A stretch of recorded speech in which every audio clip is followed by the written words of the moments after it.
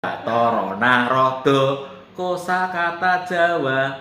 Bathara Narada kosakata Jawa. Bismillahirrahmanirrahim.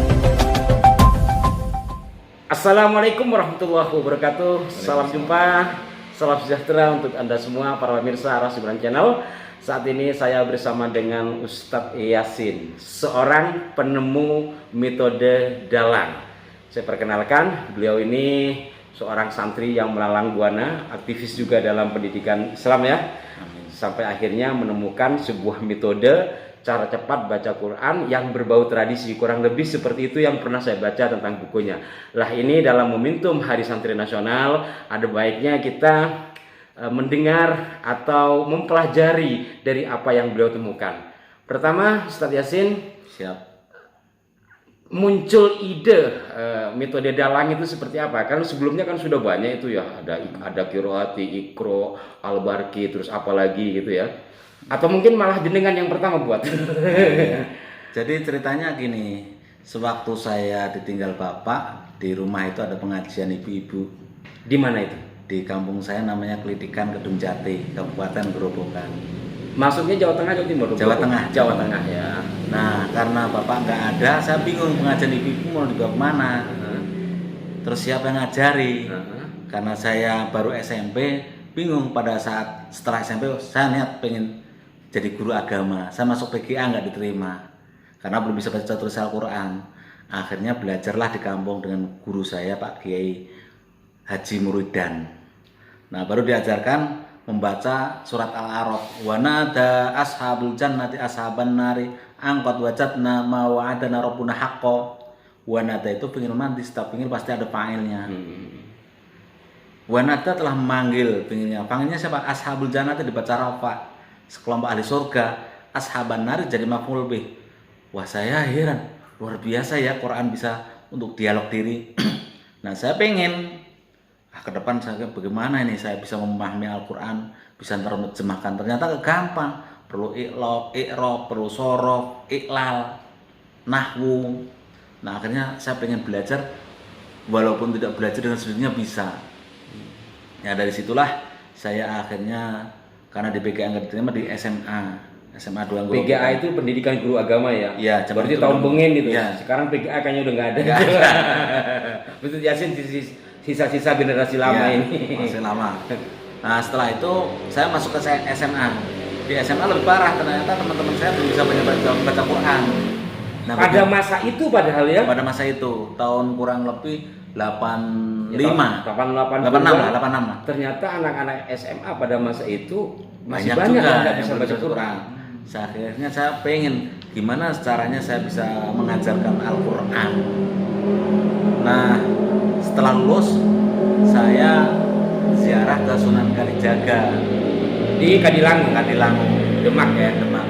Nah, di Kadilangu Demak itu saya melihat setiap malam, setiap pagi, sore banyak para peziarah. Luar biasa Sunan Kalijaga. Walaupun beliau sudah tiada, masih bisa memberikan kehidupan. Masa saya yang hidup nggak bisa memberikan arti dan makna kehidupan? Insya Allah. Nah, dari situlah saya ditemukan. Akhirnya saya belajar ke Banten. Anehnya di Banten ini berguru lagi dengan guru saya namanya Syekh Abdurrahman bin Ahmad Badawi, Syekh Dur Meranggen Futuhiyah. Nah, dari situlah daerah Meranggen Demak ya. Nah, guru saya bilang, Yasin kowe kuat nang kene 3 bulan hafid Quran. Saya nggak kuat, 2 minggu udah meriang sakit. Akhirnya balik dan saya nggak ke beliau lagi, langsung pamit izin langsung ke Banten lagi. Di saat perjalanan ilmu Banten itu belajar ilmu hikmah, ilmu perjalanan. Nah, baru setelah ke Jakarta sambil menulis dari mana mulainya harus mengajarkan Quran. Quran ini pedoman hidup, bagaimana, dari mana mulainya. Kan saya lahir ke dunia ini bukan keinginan kita, bukan kemauan saya. Kalau boleh memilih, mungkin saya nggak lahir di desa terpencil kan.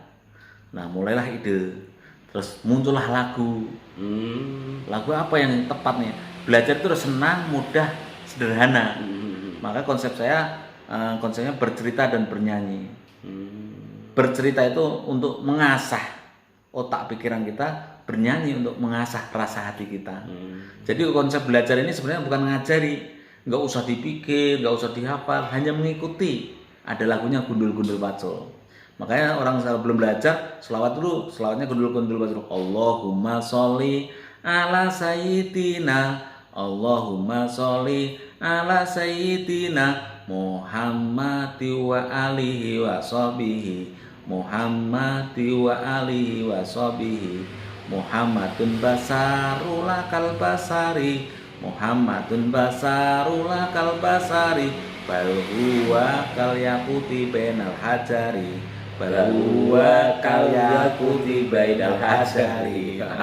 Baru denger itu ya. Batara Narodo kosakata Jawa, Batara Narodo kosakata Jawa. Bismillahi kita belajar bersama, Bismillahi kita mulai bersama. Mari belajar bersama. Bismillahirrahmanirrahim. Sekarang lebih fokus kepada metode dalang itu.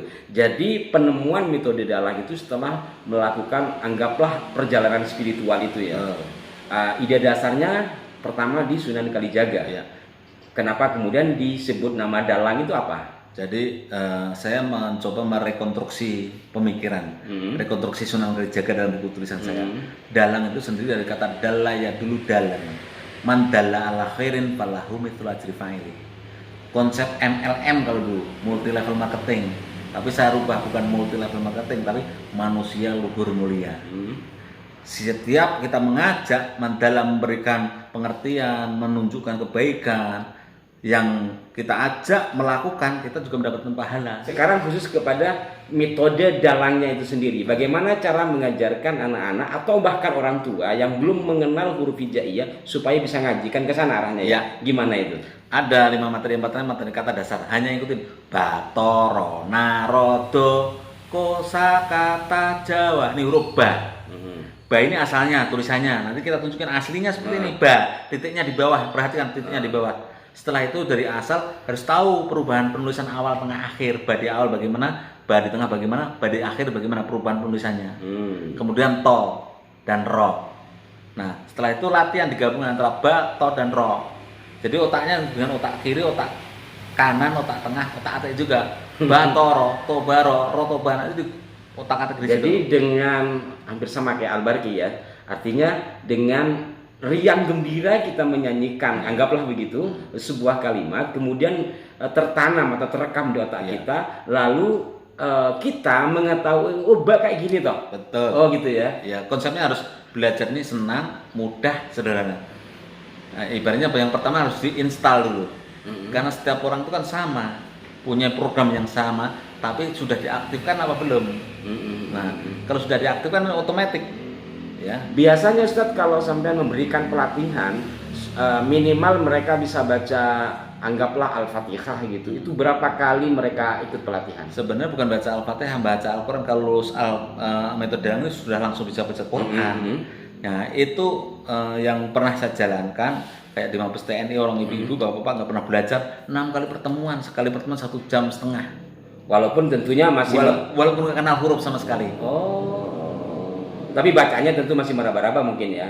Enggak, udah otomatis. Secara makhraj? Secara makhraj, karena nanti ada kata dasar, harokat, makhraj, nada baca, ayat dan kalimat.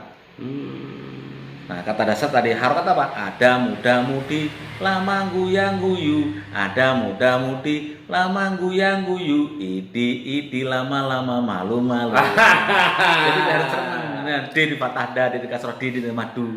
Iya. Itu tahun berapa dulu memulainya? Saya mulai dari tahun saya jadikan buku itu sudah 99. Tahun 1999 ya, saya masih di pondok itu Ustaz. Iya. Dari tahun 99 sampai ke sekarang tahun 2022 sudah berapa menghasilkan anggaplah generasi dalang itu? Sebenarnya saya ngajarnya memang belum maksimal, artinya belum baru dari personal ya. Di antaranya saya ngajar di Mabes TNI, di Indosat, terus di kelompok KBMD, kelompok belajar metode dalang, di tempatnya Ibu Yanti Sudarmono saya bikin kelompok anak-anak, terus di pertanian perkebunan. Nah jejaknya ada di Google, kayaknya ada di pertanian. Nah mungkin nanti kita akan bahas lebih detail lagi. Terakhir Ustaz, apa sih kelebihan dari metode dalang yang panjenengan gagas dan aplikasikan ke masyarakat itu. Jadi hidup ini konsepnya harus senang, mudah, sederhana. Jadi kalau santai tentu penerimaannya akan lebih mudah gitu Iya. ya. Kalau belajar sudah mumet kadang-kadang itu nggak masuk-masuk. Nggak masuk-masuk. Jadi intinya bagaimana hidup ini senang, mudah, dan sederhana. Dan sampai hari ini panjenengan masih ya membuka atau mungkin ngeles atau apa sih istilahnya? Ya nanti kita rencananya setelah COVID ini nggak ada, kita mau mengadakan seminar-seminar pelatihan-pelatihan biar orang bisa menikmati begitu indahnya Quran. Quran ini sebagai panduan hidup.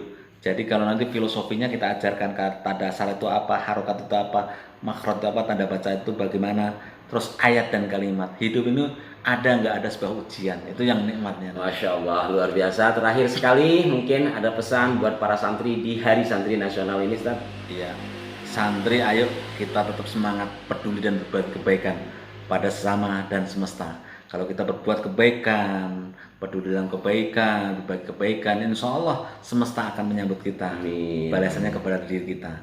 Semoga hidup Indonesia tetap jaya dan merdeka. Amin. Terima kasih Ustaz Yasin. Insya Allah nanti kita sambung lagi untuk membahas lebih rinci lagi. Ini hanya sebagai pengenalan buat Anda bahwa berbagai macam metodologi untuk mengenal huruf hijaiyah yang ini menjadi penghantar untuk bisa membaca Al-Quran dan seterusnya. Satu di antaranya yang dihasilkan oleh Ustaz Yasin adalah metode dalang. Ya. Selamat Hari Santri Nasional dan sampai jumpa. Mohon maaf jika ada kekeliruan. Wassalamualaikum warahmatullahi wabarakatuh. Waalaikumsalam warahmatullahi wabarakatuh.